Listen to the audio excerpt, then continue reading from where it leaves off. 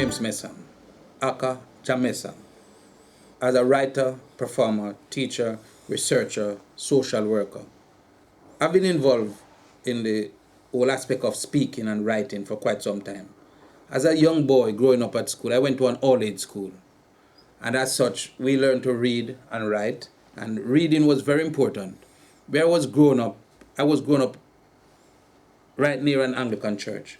We were the ones who actually sweep out the church, ring the church bell, and do things for the church. So I had access to the vestry. Those are the books where the rector would read from. So as a young boy, I was avid in terms of reading, because the name of the church was St. James Mission, and I am James Messum. I actually learned to spell my name from that church. Wow. Yes, and I was living with my aunt. My dad migrated to England and left me with my aunt.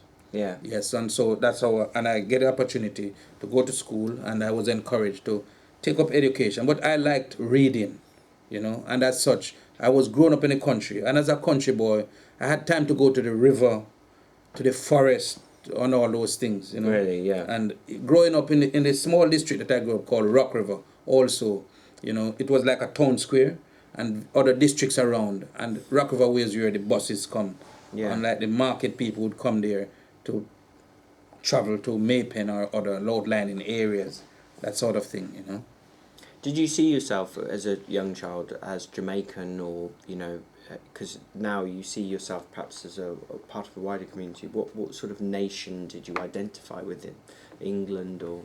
Well, at the time, with my growing up, I grew up to relate more so to Africa. Yeah. To see myself more as an African, like as Peter Touch says, no matter where you come from, as long as you're a black man, you're an African. What made you think that? I mean, what made you? Well, in terms of the history. Yeah. The historical part where. Did you learn that as a child, the Yes. African history? Yeah. Yes, we learned the In African school. history, although we learn it in more derogatory way, in the sense that Yeah. Christopher Columbus, that he was a very great man, Pirate Henry Morgan was a very great man, Sir Walter Raleigh was a very great man, and those people were sent by Queen Elizabeth, King Ferdinand, and so forth. So you saw that the West. You learned that the Western cultures, as it were sort of superior as well. But not so. That was what they wanted us to believe. Yeah. That they had all the knowledge and all that, and that like more so our history actually started from slavery. Yeah. But Did you learn about slavery at school? Yeah, we learned about slavery. Yeah.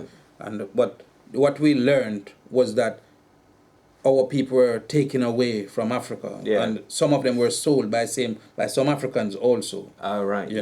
And it was a part of my history which I really, really tried to delve into. Yeah. Because as I grew up more, I sort of studied it more. I read about it. I wrote about it. Yeah. And it had even taken me into Ghana.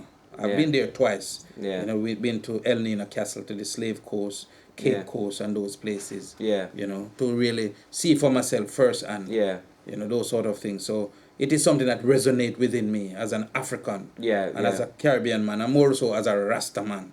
Yeah. So when was the turning point for you that you really saw yourself as an African? Was it as a sort of teenager or as a student or?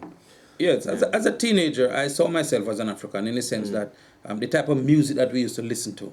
Yeah. The meetings that we used to go to, like the Bob Marley, yes, Bob Marley, the Wailers, Bob Marley, Peter Tosh, Count Ozzy and the Mystic Revelation of Rastafari, and all those people, Cedric M. Brooks with the drumming and all that. So I grew up on a diet of the drumming, the singing, chanting, and that sort of thing. But it was more so. I actually graduated more so into it when I went to live in the city to study at Michael Teachers College. Yeah. That's where my groundation took place more so. I got developed myself more, and also being a part of the 12 Tribes of Israel. Could you talk a bit about Sherlock and his sort of writing? Yeah, Philip Sherlock was a person associated with the University of the West Indies. Presently, there is a hall named after Sir Philip Sherlock. He has written and helped to highlight a lot about the Caribbean, about its people, its culture, and identity and things like that. But overall, in this poem, he's trying to itemize the Jamaican fisherman. And he's seeing him as someone who is strong, someone who is independent, and so forth. And he says, "Across the sand I saw a black man stride to fetch his fishing gear and broken things, and silently that splendid body cried its proud descent from ancient chiefs and kings. Across the sand I saw him naked stride, sang his black body in the sun's white light, the velvet coolness of dark forest wide, the blackness of the jungle starless night.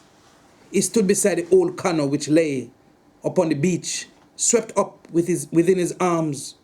The broken nets and careless lounged away towards his wretched hut, nor know how fiercely spoke his body then of ancient wealth and savage regal men. The Jamaican fisherman, Philip Sherlock. Brilliant. Yeah. Okay. Now this one goes out to each and every one, but especially to the younger one. I want you to listen, learn, and then understand.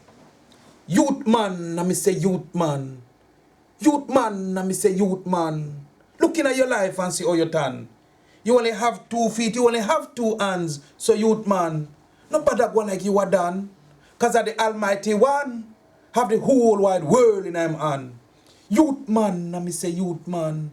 Youth man, I me say youth man. What is your plan for salvation? Every day you get up, it's the jobs and the gun.